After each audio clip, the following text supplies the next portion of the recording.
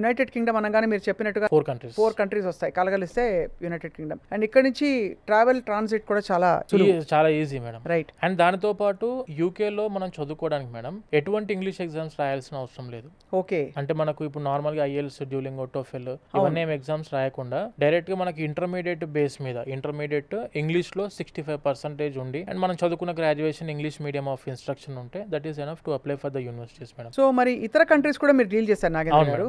యూకేలో ఉన్న ప్రత్యేకత ఏంటి మీ దృష్టిలో? సపోజ్ మీరే ఎవరినైనా మీ ఫ్రెండ్నో తెలిసిన వాళ్ళని పంపించాలి. ఇప్పుడు యూకే మెయిన్ గా ఆ కంట్రీకి వెళ్ళి చదువుకోవడానికి ఒకటేమో మంచి రెనౌండ్ యూనివర్సిటీస్, ఎడ్యుకేషన్ మంచి క్వాలిటీలో అందిస్తున్న దేశం యూకే ఆబ్వియస్ గా. And when coming to placements లో కూడాను ఆపర్చునిటీ యూనివర్సిటీస్ ప్రొవైడ్ చేస్తున్నాయి. దానితో పాటు part time is legal, full time లో కూడా జాబ్ చేసుకోవడానికి అవకాశం ఉంది. కోర్స్ అయిపోయిన వెంటనే పోస్ట్ స్టడీ వర్క్ పర్మిట్ వస్తుంది 2 years కి. ఎంప్లాయ్మెంట్ కి వెళ్ళొచ్చు స్టూడెంట్ వెళ్ళాలనుకుంటే, అక్కడే సెట్ అవడానికి ఆపర్చునిటీ అందిస్తున్నారు. అండ్ జాబ్స్ లో కూడాను wide variety of opportunities provide చేస్తున్నారు. ఇప్పుడు ఎక్కువ నా పాయింట్ ఆఫ్ వ్యూలో UK is the best option. కాకపోతే సజెషన్ ఏంటంటే ఎక్కువ మంది ఆల్రెడీ తెలుగు స్టూడెంట్స్ వెళ్ళిన సిటీస్ కాకుండా ఇప్పుడు సౌత్ ఇంగ్లాండ్ కాకుండా నార్థన్ ఇంగ్లాండ్ లేదంటే స్కాట్లాండ్, ఎంత అందమైన దేశాలండి, చాలా అందమైన దేశాలు, very safest countries, safe countries ఇవన్నీ కూడాను. సో సేఫ్టీ పాయింట్ ఆఫ్ వ్యూలో, ఎడ్యుకేషన్ పాయింట్ ఆఫ్ వ్యూలో, ఎడ్యుకేషన్ లోన్ పాయింట్ ఆఫ్ వ్యూలో